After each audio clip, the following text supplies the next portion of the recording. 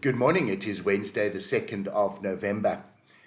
We continue in the book of Revelation, chapter 16, verses 1 to 11.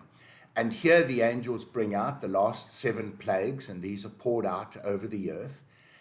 For example, the sea is turned into blood, the rivers are turned into blood, terrible sores inflict people, and they cry out in huge pain and turmoil.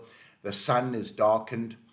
And again, one is reminded of the plagues that struck Egypt and that wonderful repetition here. So again, the question is raised just academically, is this very metaphorical almost in its description? It's meant to bring back the memory to those who are listening. That would be the Jewish people of the time, and especially the Christian Jewish people of the time, thinking back to the Exodus from Egypt and how God prepared the way. So by paralleling what happened in Egypt, it is then a reinforcement that God is in control and God will deliver you. Look, he's done it before, taking you from Egypt into the promised land. But then again, it could also imply that these are many of the things that will happen in a last day scenario.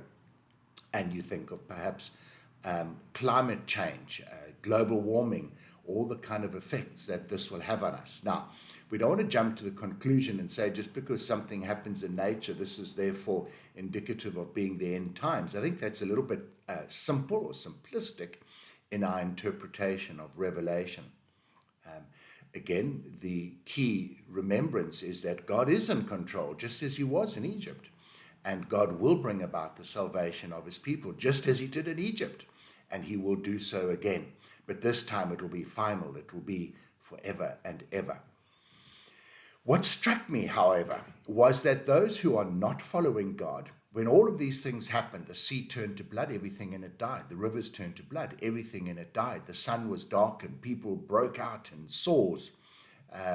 The sun, before it was darkened, burned so fiercely that it kind of scorched people. In any of these, in all of these examples, the people who do not believe in God do not turn to God. They are so stubborn in their belief. And it struck me that those who are not wanting to follow God, it's almost as if it's a spiritual thing, they will never want to follow God. Obviously, there is that group, however large they might be in the middle ground, who may be swayed by the firmness of belief of those who do not follow God. But what about swaying them our way with the firmness of our belief in God? So are we spreading the good news? Are we being a witness and bashing people over the head with the Bible and telling them they're probably going to go to hell is hardly an evangelistic tool to get people to come to faith in Christ. So do you love them and care for them, even when they are your enemies and even when they do dastardly things to you?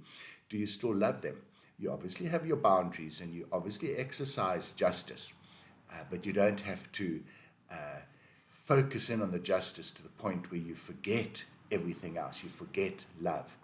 So what kind of life do we live? Not only in faith that Christ is in control and God will come back, but are we a living witness and testimony to that power of Christ at work within us, that it will encourage people to pay more attention to what we stand for, and then through us as a lens almost we point to Jesus, not pointing to ourselves but point to the Lord Jesus, and so win more people for the Lord. So something to think about. The world is very stubborn and is hardly likely to change, but are we also perhaps stubborn? We shouldn't be. We should be the lens through which people see the Lord. Do we live accordingly? Folks, something to think about. We'll chat again tomorrow. God bless.